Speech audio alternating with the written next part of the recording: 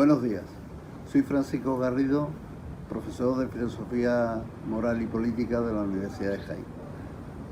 Si la fe consiste en creer en aquello que no se ve, el negacionismo consiste en exactamente lo contrario, en no creer en lo que se ve.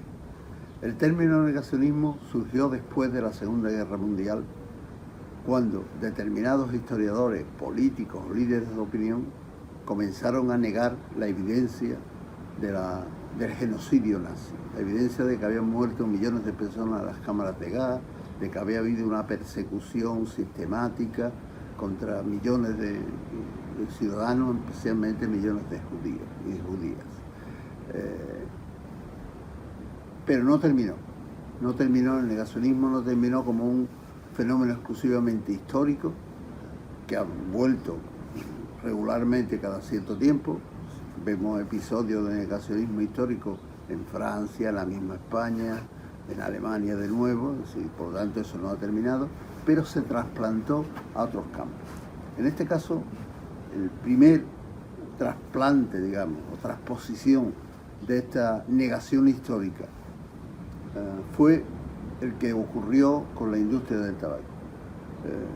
Desde hacía años, desde los años 50 al menos, había advertencias claras por parte de la comunidad científica, con estudios bastante robustos, que mostraban que había una correlación causal entre el consumo de tabaco y determinadas patologías muy graves, en concreto el cáncer de pulmón. Frente a esa evidencia científica incómoda, y aquí es el concepto clave que tenemos que retener, evidencia científica incómoda, la industria del tabaco reaccionó llenando las revistas científicas, inundando de supuestos estudios que creaban cierta duda sobre esa correlación. Es lo que se ha llamado los mercaderes de la duda.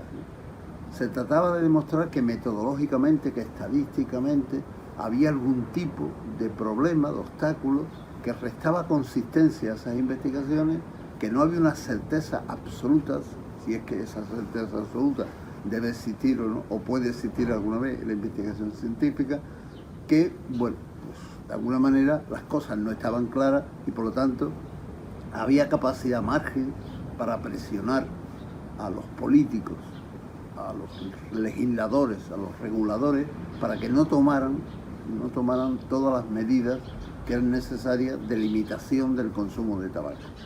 Esto es muy importante porque empieza a aparecer ya una cierta brecha entre la certeza, la certidumbre científicamente consistente y relevante y la certidumbre del punto de vista del medio ambiente o de la salud humana. No es necesario que la certidumbre, la certeza sea completa para que se tomen medidas. Pues bien, el objetivo de la industria del tabaco, con este negacionismo de esta evidencia científica incómoda, era establecer esa duda extremando, digamos, la consistencia o la exigencia metodológica, el rigor metodológico que se aplicaba directamente contra estos estudios. Continuó con la industria química, que heredó de alguna manera los hábitos de creación de dudas que la industria del tabaco había abierto cuando empezó a discutir que, por ejemplo, los disruptores endocrinos, las causas, el hecho de que la exposición a determinadas sustancias químicas provocara finalmente efectos sobre el medio ambiente, sobre la salud humana, en concreto en el fenómeno de los disruptores endocrinos, pues fue cuestionado continuamente o negado y cuestionado con la misma estrategia, inundando el mercado académico e investigador y el mercado científico a través de las revistas de una ciencia mercenaria que trataba de crear dudas razonables sobre esa correlación.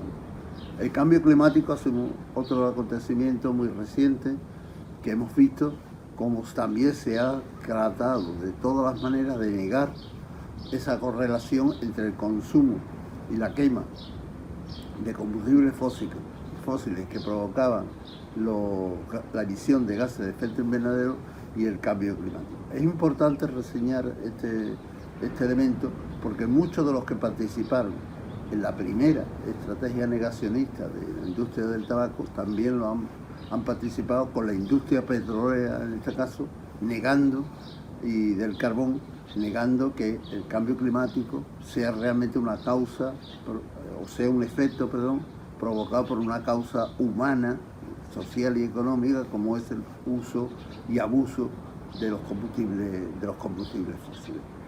En el campo de la salud también se ha negado, por ejemplo, que existiera el virus del SIDA, se ha negado la pandemia del SIDA, se han negado fenómenos de este tipo, intentando también salvar, no se sabe bien qué intereses en este caso, porque claro, progresivamente el negacionismo se ha ido desvinculando de esos intereses económicos.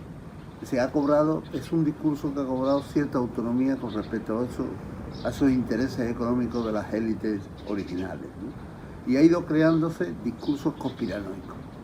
Sí, la lógica de la conspiración es un complemento perfecto para la lógica del negacionismo, puesto que como el negacionismo lo que crea es duda exclusivamente, lo que crea es incertidumbre, lo que intenta demostrar es que las cosas no están claras, con esto no es suficiente. Es necesario, para dar satisfacción a esa interrogante, crear un discurso conspiranoico, explicar, porque siempre tenemos necesidad de explicación y comprensión, explicar por qué los que dicen lo que dice la ciencia, que saca a la luz estas evidencias científicas incómodas, lo dice.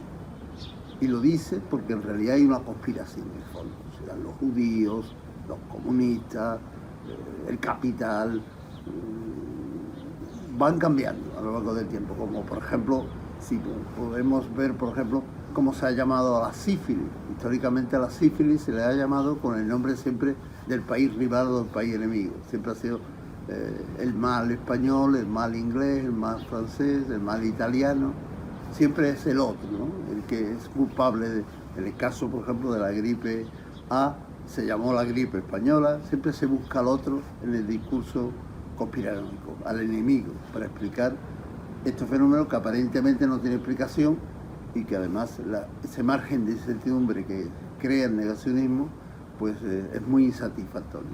Bien, viendo todos estos fenómenos, el más reciente es el de las vacunas y el del virus, el COVID-19, que evidentemente es muy claro, se ha negado la existencia del virus, se ha negado la validez, la eficacia y la seguridad de las vacunas, se ha creado siempre dudas. Se dice, mira, muy bien, este fenómeno tan reciente de la pandemia, podemos ver perfectamente cómo negacionismo y conspiración van unidos, ¿no? Todo esto ha creado un margen y una cultura de la incertidumbre que va asociada además, inevitablemente en este caso, con el crecimiento tremendo del poder de la ciencia y del poder de la tecnología. Vivimos en un mundo extremadamente complejo, un mundo donde las cosas no están claras. Una de las características de la ciencia y una de sus virtudes es precisamente que es un fenómeno antiintuitivo, es un conocimiento antiintuitivo.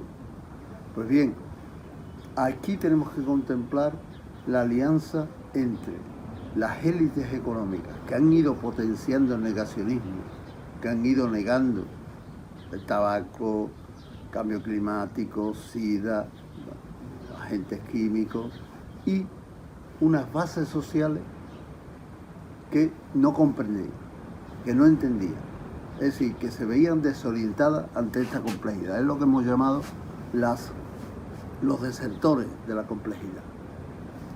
Y tenemos unas élites económicas que se ven muy beneficiadas en sus intereses con el desarrollo del negacionismo, con la potenciación del negacionismo y de los discursos conspiranoicos, y unas bases sociales desorientadas que ven que el mundo que conocían ya no lo entienden, que se muestran extrañas y ajenas al mundo actual y que necesitan otro discurso satisfactorio, un relato satisfactorio que les vuelva a retrotraer a ese estado adámico casi pretecnológico, ¿no? Esta ilusión de la vuelta atrás. Aquí se produce una alianza perversa entre unas élites económicas y unas bases sociales que son en gran parte víctimas de las políticas económicas y sociales que hacen y difunden ese tipo de élites. Esa alianza explica la poderosa fuerza, el carácter incluso de movimiento social que tiene hoy el negacionismo y la teoría de la conspiración. Todo esto es reforzado evidentemente a partir especialmente del uso y el manejo masivo de las redes sociales, de Internet y del mundo en el mundo globalizado. Robert Proctor, el profesor de la Universidad de Stanford, ha incluso llegado en 1995 a acuñar un término que es agnotología, la ciencia del desconocimiento, pero no del desconocimiento por ausencia de información, ausencia de conocimiento, sino del desconocimiento inducido, del desconocimiento que parte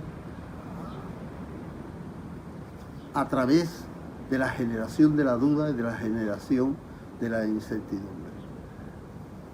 Tenemos que pensar muy bien, porque el instrumento más importante que tenemos hoy, el más importante y prácticamente el único, para luchar contra los grandes retos que el cambio climático plantea, que el proceso tecnológico plantea, que la complejización del mundo plantea, es la ciencia y la tecnología.